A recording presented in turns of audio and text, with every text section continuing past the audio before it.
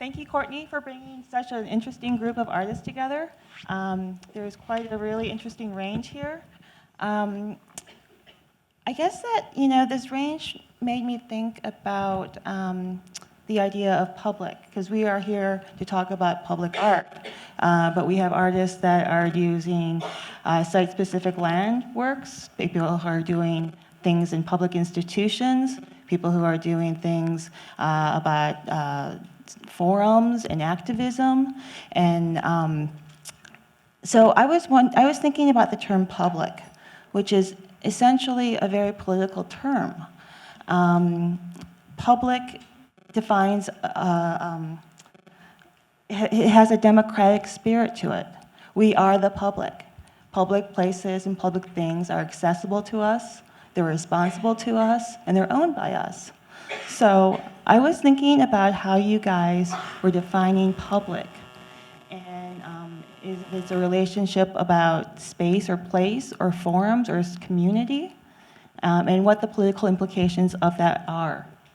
Yeah, I guess we can maybe speak to that a little bit. I think for us, we had to define a public because we were working in one of the most geopolitically contested spaces in the Western Hemisphere, and there's a lot of disunity in that region, and so we're working with a lot of rival stakeholders, and so we need to reimagine a public, one where people could come together across differences in order for us to broker a period and zone of safety in order to create, make what was seemingly impossible a reality.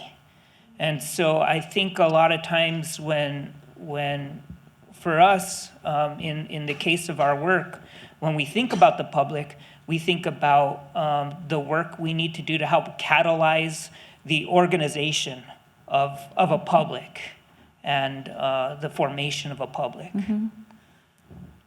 But your work also really resonates with this idea of public land too, right? Well, the repellent fence was half on public land and half on private land. And so we had to broker permissions on public land.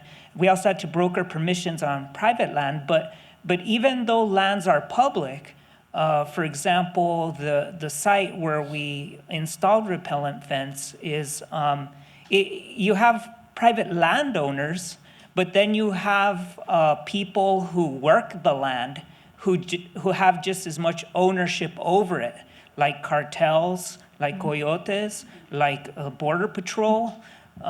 So we had to work through all of like those contexts.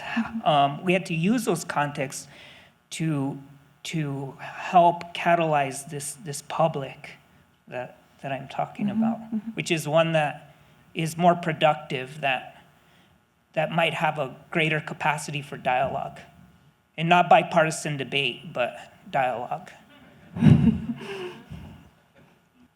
Yeah, I think in that same nature, one of the things that we think a lot about is that, of course, public is inherently political, and we each bring our own relationship to what that is. And working with something that has the word public in it, a public library, we don't escape the publicness of it, but that means that all of us have a role and a relationship to what that publicness means. And you can see, I mean, and we're talking about one building, and in its very bones, it holds the histories of not being a public space, even though it's consistently asserted public. So that's a consistent violence that continues to happen. And so I think one of the things that we think about a lot in the library is how do you make those things more explicit? Because yes, we're not interested in erasing the history, bringing the history to the front, reimagining. I think thinking about imagery is so important. But without making kind of who's making consistent choices, working towards more transparency around how things are structured, all of these things are acts about making the publicness more active.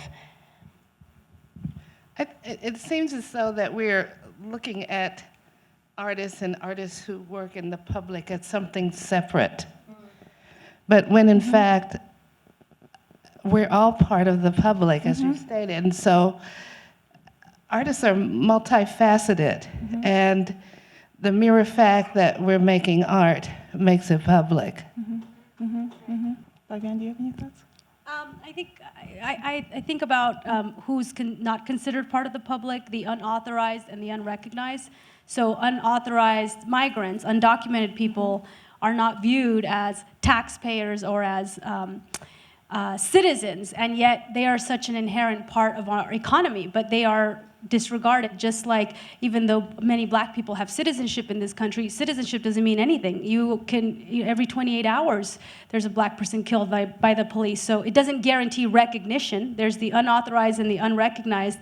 And I think when we talk about public, we have to really look at how loaded. There's a lot of assumptions around who belongs and who doesn't. I mean, the conversation on public bathrooms and the gender binary that people want to insist on is, I think, a big, it tells us how the word public or public spaces are still, there's still a lot of power dynamics going on in there. Oh, yeah, yeah. I mean, the idea of public is an idea of a community. It's a we, Right. you know? But there are lots of different kinds of publics, you know? And I'd be interested to know how you guys engage or activate or empower these different types of communities.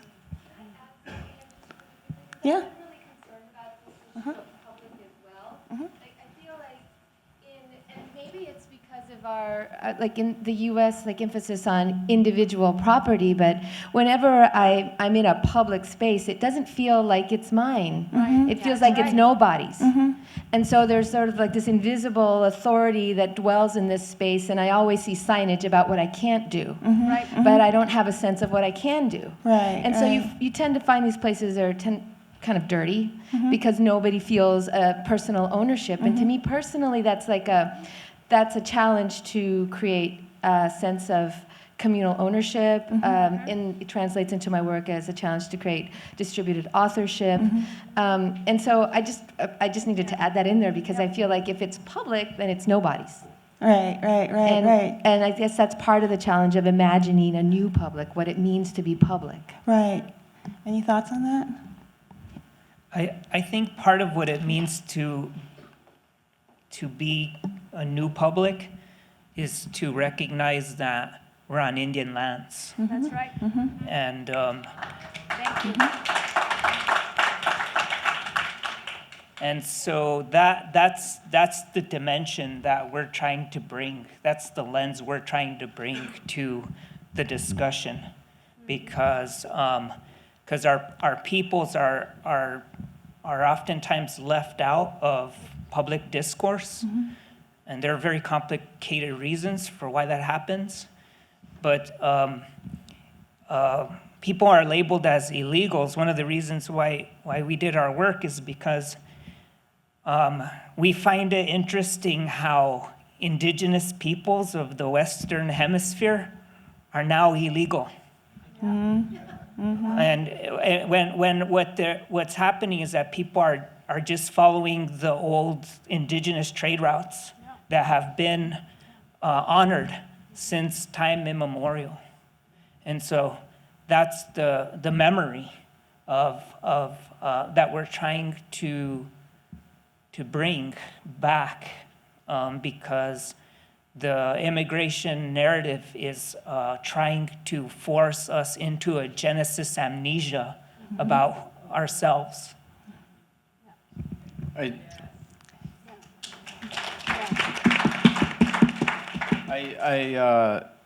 like what you're saying about the possibility of nobody owning a public art piece, but I fear then who are you leaving it open to grab it if nobody claims it? So we thought about this problem in the repellent fence, and what seemed to happen, what seemed to work itself out is that all the way from the top, you had people who worked for the city of Agua Prieta and Douglas, the mayor, all the way down to people who were in a rehab facility in Agua Prieta volunteering to work on this project, and all of them being able to claim the piece for the sister cities.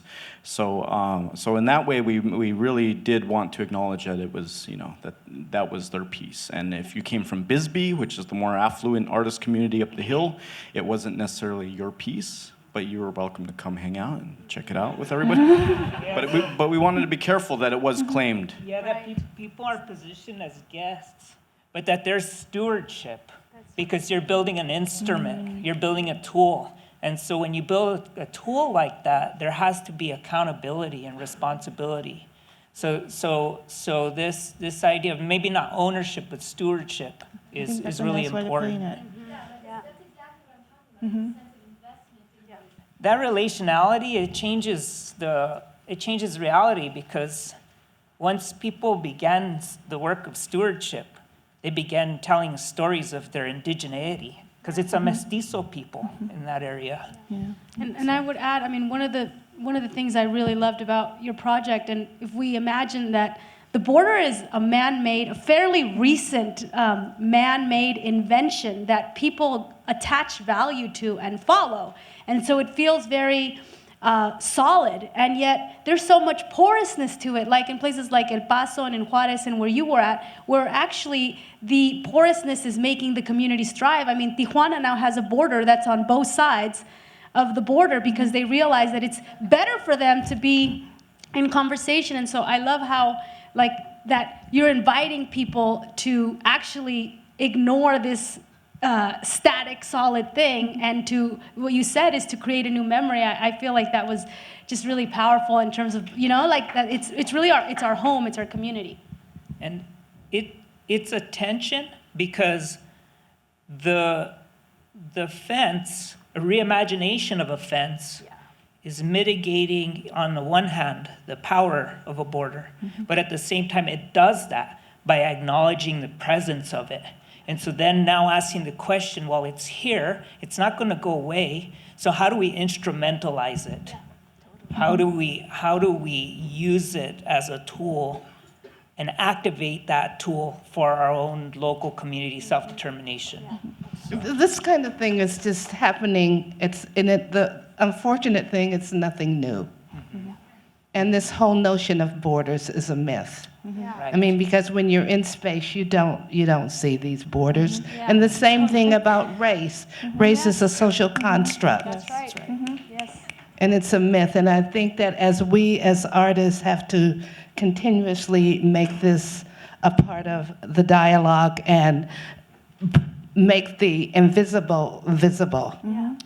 I mean, if you look at Africa today, and when it was divided up, was it in the 30s? But it went on through the 30s. And now you see what's happening. I mean, it's just totally ridiculous. And then we have people like Trump, who's the biggest asshole around. Yeah.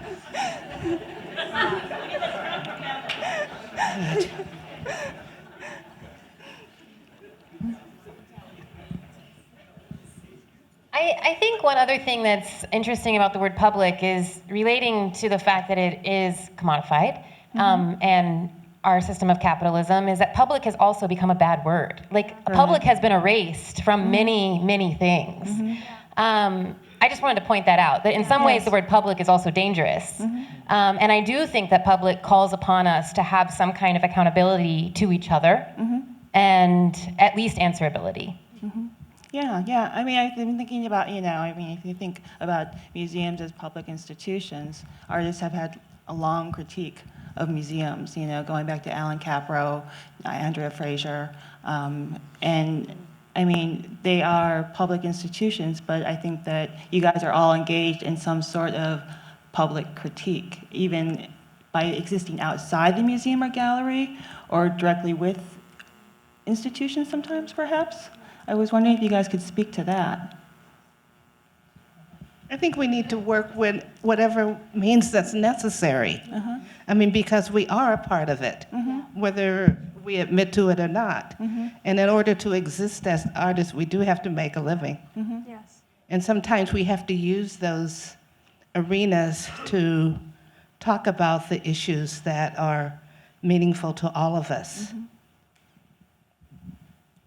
And I would add, I think that artists have I think in looking forward, I think what the social justice sector can do is actually make more space for artists. Because if you think about, well, who does the social justice sector hire? They hire press people, they hire grassroots organizers, faith organizers, project managers, and yet you hardly see them hire artists. And yet we are such a critical part of what change looks like. I mean, without cultural change, you won't have policy change.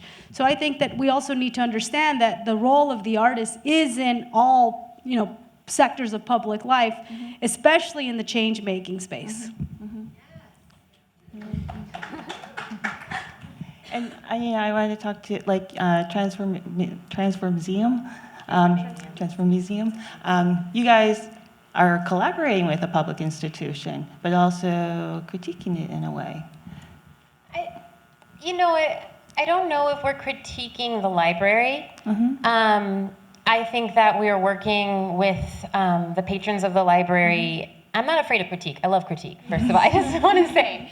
But I think that it is one of the things is that our collaboration as Transformasium has very much evolved over time to be employees of the library. And we're very aware of that. I think that one of the things that we think a lot about in terms of different kinds of institutions is how do you challenge each other's capacity and also make sure that when a museum is approaching you to do a project or that everyone is coming from a different value system and has a different kind of set of ideas around what's labor, what's visible labor, what's valued, what the work is, who the cultural producers are that get to paid, all of these things. And so one of the things that we do with the library as a public institution is we are able to create paid positions, for instance, for different kinds of cultural workers that otherwise wouldn't be hired necessarily by a museum that has a standard for who their cultural workers are.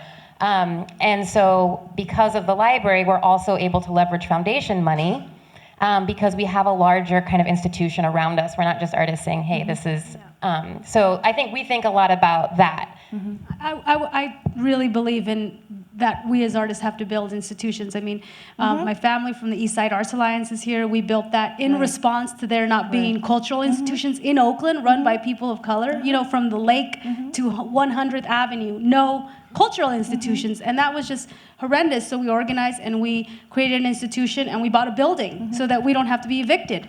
So I think that part of what artists have to do, and I run a national organization that gets a lot of foundation funding, and really I think we have to be especially unafraid of money and of resources because institutions are going to surpass us. I mean, institutions allows us to give people health insurance, it allows for job stability, it allows us to hire whoever we want, to really implement this vision that's a long-term vision, and I always challenge artists because I think sometimes, as artists, we have a little bit of our internalized oppression tells us that we can't build our own businesses. But I really think that that's how we're going to be able to have sustainability is by building institutions.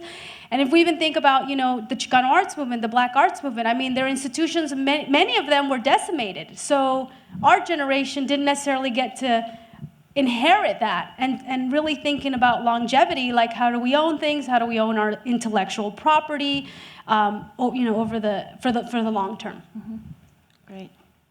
Anyone else? I just want to re-emphasize that it was such an amazing gift to come into this library that had been on the verge of being demolished, and it is a giant ornate stone building, and it was going to be torn down.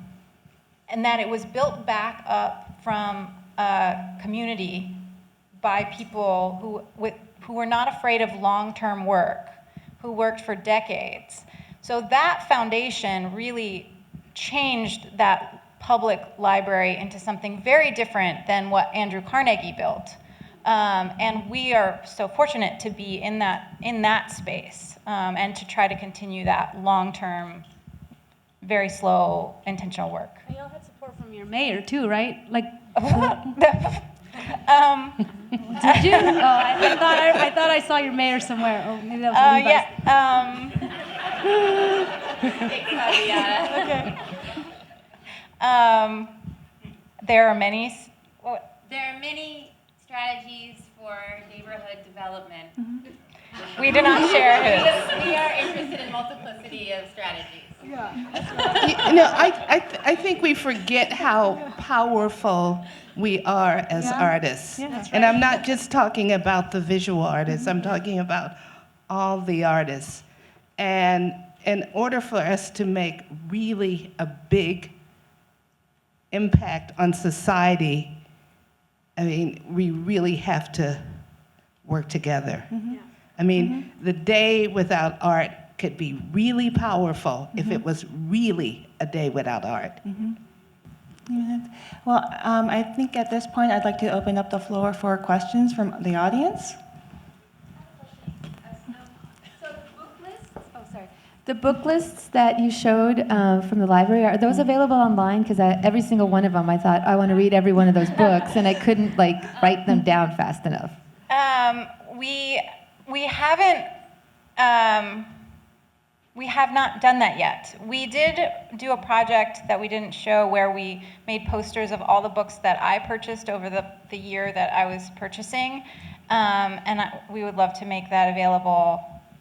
We'd love to make all the book lists available. It's really new for us, this like valuing that work as a project. So yeah, and I think that as we invite more artists and curators and educators to participate, it'll just grow. And I mean, I can't imagine how amazing it will be. But yeah, we'd love to do that. We'll make them public. Where did they find the winged messenger statue, the FBI? It was so many of the valuable objects that were in the library, like a chandelier and the pipe organ and that kind of stuff, were stolen by this guy, Joey Nimitz, who is like a construction guy, and he kind of just carted them off. And he was able to sell them, kind of slowly. But I guess it's really hard to sell a big sculpture like that. So they were able to catch him by tracing his attempts to sell it at auction. I just want to thank each of you. Your presentations were exponential and kind of expanding, and I think we're so inspired as creatives and artists. I wanted to also just acknowledge that there's so much space and time and the relationships that were created throughout these projects. So, this format, we are allowed to kind of get rid of space and time and just put everything into one, but there's so much time and space that was really allowed to make this happen, and I really want to applaud you for that. And I'm wondering, as a fellow artist, what are your next projects, and what is your departure point now? Where are you at in your own practice? And just give us a little glimpse of where you're headed. Which part of our life do you want to know? Well, I'm working now with 3 other artists on the AC Transit corridor, which starts at downtown Oakland by the old Catwells. Now it's Uber and goes through San Leandro. And so we are doing all the bus kiosks, the railings, and that part of my life. And then there's several other parts. And so we had to meet with every community to get a common thread that runs through all of these neighborhoods. International Boulevard, former East 14th or 14th Street, is actually like a highway that many people don't know about. And it's one of the most diverse streets in the East Bay. And so one of the things we want to do is to acknowledge that, so that those people who live along the corridor, those people who make their living, are not forgotten. What's happening with this is that many artists are getting displaced, including myself. My studio of 17 years, the rent is going up 50%. So, and it's happening all over. So I'm not alone in this. Hi, so I kind of have a philosophical question. I guess it might be where you find the courage to have faith in your vision and your imagination for the future as an artist, and how you then balance that with this commitment that clearly all of you have made to responsiveness and dialogue with communities. And just what is that struggle for you? Is it a choice? I mean, Yeah, I mean, I think that's one of the values of working in a collective, is we draw courage from each other to think up projects and to filter ourselves and to just find solutions to do these things. And having that filter is really helpful, because it keeps you careful and respectful, and it keeps you, it keeps you safe, I guess, and especially in this project. There were a lot of things that could have gone wrong, and we really, thought that out amongst us. So that's one of the reasons we work together, and it, like Ghana think tank was saying, those disagreements help make that happen. I think on the durational piece that you brought up as well, the slowness of all of these projects, is there's this incredible tension between the urgency and the slowness. And the duration of these projects and how slow, and it's our life. And that's the part about choice that's a question.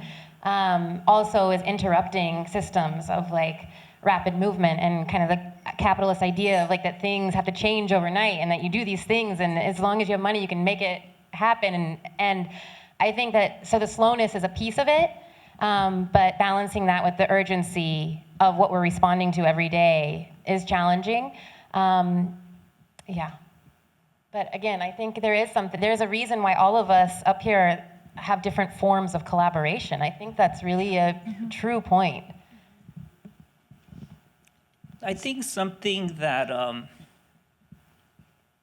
don't know if this is getting to your question, but your question made me think a lot about, one of the things I think about is how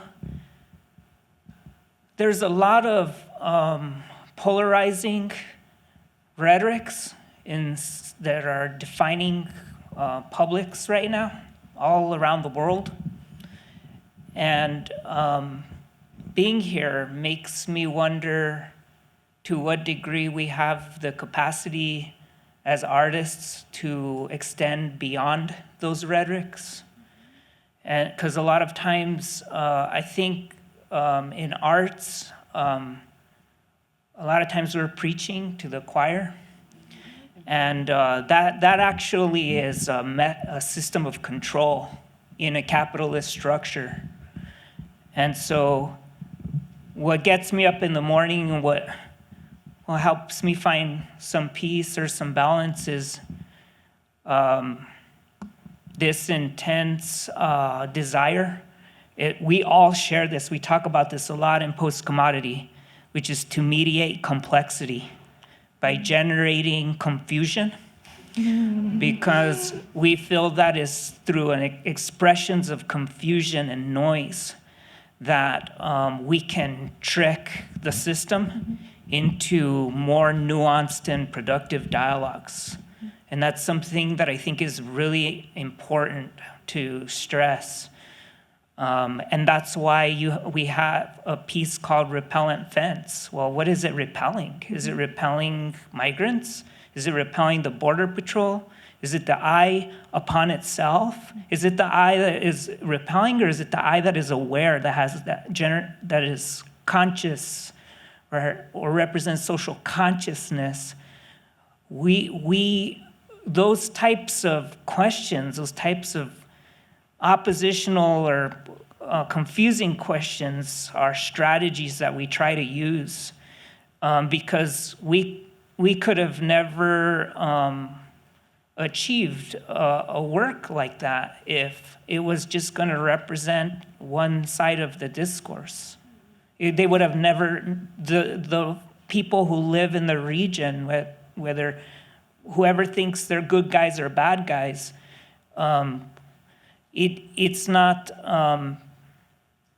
it wouldn't have been possible without everyone's cooperation. So I think that's really important to note. I would like to add that being an artist helps me be an emancipated human being, and in my imagination, I'm emancipated.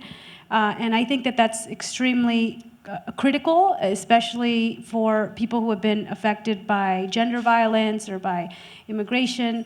I also think that art is a very healing thing for our communities. And in a lot of ways, for me, art helped me come out about my abortion. It helped me begin to do things and have a sense of freedom that no other part of my life afforded me. So I think that fundamentally art is about expression, like really expressing who you are and where you want to go, or imagining also who you want to be. And especially when you live in a culture where you don't see yourself reflected in every day. I mean, just think about the movies out there. Like, when was the last time you saw a film with a major Latina protagonist or an Asian woman protagonist? Like that, those are rare, and yet Latinos are 50 million strong in this country, but we're completely invisible. So when you live in a culture where you're continuously invisibilized or stereotyped according to what gender you are, I think it's actually very freeing to have a practice where you can be anything you want to be. You can be something on your own terms, and on top of that, you create output that gives other people permission to be whoever they want to be. And you provide solutions to some of the biggest problems that we're facing. So I think, for me, art has been such a gift. It's really, I think, it's about our desire as human beings to have full freedom. Well, I think that art is one of the last frontiers for freedom of speech. Yeah. And I really don't want to lose that. Yeah. And for me, it gives me that avenue to talk about issues not only that are important to me, but to others. And when I think about these, again, about the borders and what's happening with the pipeline going and dealing with native land and the borders, I mean, we have to speak out. We have to address all of these issues. Well, I think we're out of time now. I want to thank the panelists and Courtney King.